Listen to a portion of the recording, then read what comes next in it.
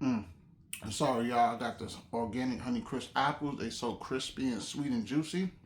I usually start off my day in the mornings eating fruits. That's how I start off. Sorry, y'all. I just can't help it. I love fruits. I love Honey Crisp apples. They're just amazing. So, anyway, today I want to, to talk about how people always do got something to say negative, and they always want to try to pull you down and belittle you. But I'm here to say, let the naysayers say what they want. It's for us to choose to own ourselves and not entertain them. When people spread negative or come with negative vibes and low vibrations and have dark spirits, do you choose to entertain what someone say, or you choose to be the bigger man and woman and move away or walk away or do better? We got to remember, it's like a testimony of our faith. When these devils, these demons, these demonic satanic people come with the negativity, sometimes it can be even our own family and our best friends. We got to choose to have a bigger heart and not get mad and discombobulate about it and be so mad we could bust and lose our minds, but to own and control our destiny and do better. Because there's always going to be someone around you who's going to say something negative about you. The football game, the cheerleading practice, the church, at your job, a co-worker, on the train, the bus, and the Dunkin' Donuts, wherever you end up going. There's always going to be somebody who feels some type of way about your success. And even people who be scared to see you do better than them because they know you can do great with success. So there's always going to be someone who's gonna talk down on you. There's always going to be someone who want to try to belittle you. There's always going to be somebody who's in competition and compete and battle with you who's scared to see you do better than them. It's like they like being the talk of the town, but they're afraid of you being that one because then they become number two. So a lot of people, they don't want to have that. They're afraid of that. They know how truly dedicated you are to your work, and they can see your passion. They can see how you so chosen for those positions. They can feel it. And it's a heartbreak for them because they don't want to become second. They don't want to be number three, number four. They like being number one. Not the wannabe of the one, but the one. So when I go to people like us, they can see that we're gifted for this title.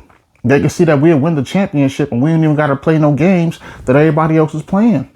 So it's like, you got to remember to not let the negativity into your mind, into your brain, into your heart, your spirit and soul, and push forward with that. Because if we all listen to what everybody else say, we'll all be a mess when they saying something negative. I remember being in school from elementary to middle school to high school.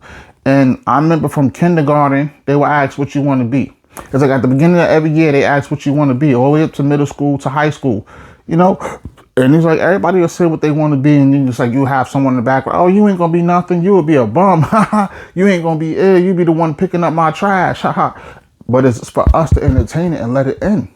It doesn't work when we don't let it in, but when you let it in, it's gonna work. You become a mess. You ever hear how people try to judgment and stare somebody's dreams left and tell you what you'll be? Like, y'all be the ones to go to jail.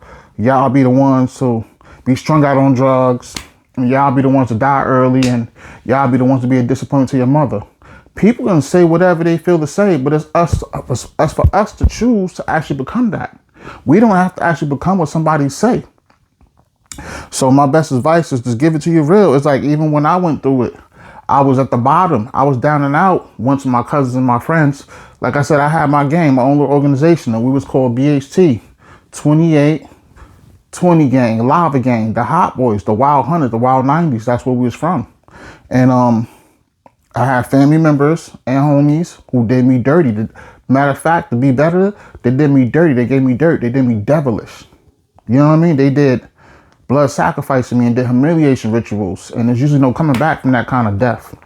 My friend Dwayne, he ain't never come back mentally. Psychotically, his mind is in other dimensions. He got to box with his demon till his nuggets turn purple every day. He got to fight a war of spiritual warfare that most people don't understand. You know what I mean? And I was at my rock bottom. I was at my lowest when they hit me with them dust blunts.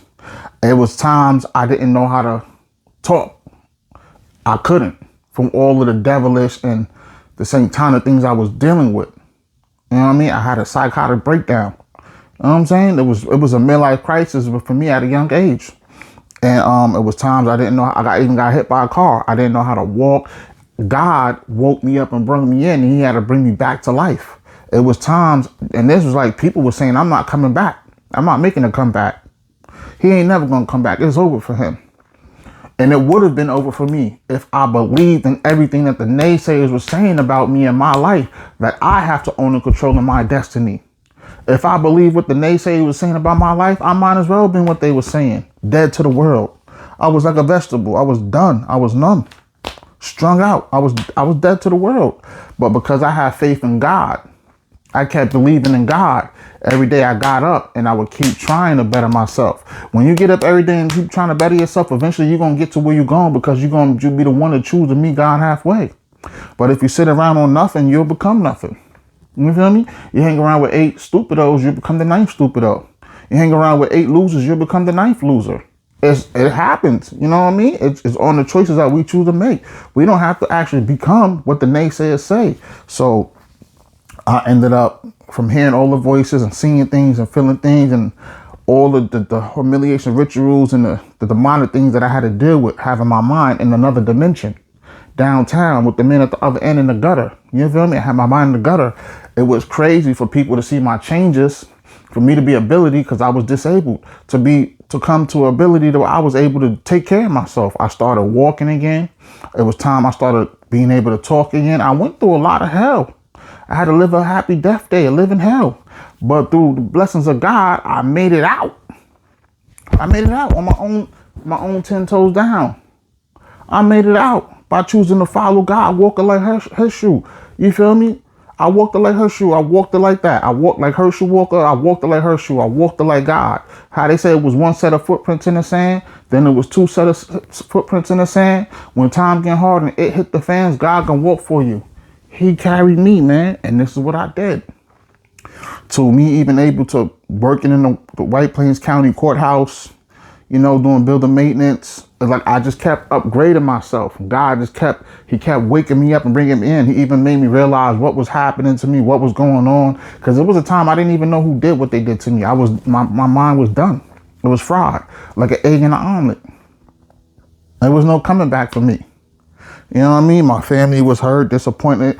And the thing is, nobody really knew what was going on. They didn't know. They just thought I just had bad drugs and that was it. They didn't know other family members did it. They didn't know nothing. Nobody really knew. There were certain people who did, like people who was there and around. But other than that, nobody really know. And then when it's like that, you'll just have everybody just tell you a story. So you just going off what the next person's story is. And then this person probably sugarcoated it. The next one probably watered it down. So you get a generic version of what really happened to my life, of all the bad things they wished to me, they wished to Northside instill. And I just kept coming back, from after the courthouse to helping my sister at the daycare, to I got back in the gym, to helping my mother, take care of my mother, taking care of my sister's children and other kids at daycare, to taking care of like 7, 8 people in my household who was just bums on the couch, not doing nothing. It was real. And I just kept getting up and being a better me. But you got to understand that only comes that when you following God and you choose to show you're going to prove people wrong. And it's not like, I got to prove them wrong. But when you choose to do better, you are going to prove people wrong, because you're choosing to get up every day and do something instead of becoming nothing. So when people say you ain't going to be this, you ain't going to be that, don't never listen to the negativity. That's the devil. And the devil always want to dance. Tell them you don't dance with the devil, but you make money moves with God. You get righteous with God. You don't got time for that, but you do got time to better your life. Don't never listen to what someone say, especially if it comes from a boyfriend or a girlfriend, a husband, a wife, a family member, or a best friend. And it'll hurt to the core when you let them in that way. But you got to be strong-hearted to never listen to the negativity. That's just people's opinions about you. That don't make you you. That don't make you it. It don't. You make you it. You make yourself be a better you. Not what the person try to belittle you. So you got to understand. Now it came to even doing my YouTube channel. I post stuff on my Instagram, my Fly Guy Side 100. You know what I'm saying? I post stuff on my Facebook. Side Belcher. I post stuff on my TikTok, and as you can see, my YouTube channels. You know, I do my shorts, do my YouTube channel, and people was telling me, you know, it's not gonna work. But if I listen to them, I would not got up no days to make not even 1 episode. I got 2 channels. I got Northside, as I do God's Plan, Northside God's Plan, where I give great motivational speaking.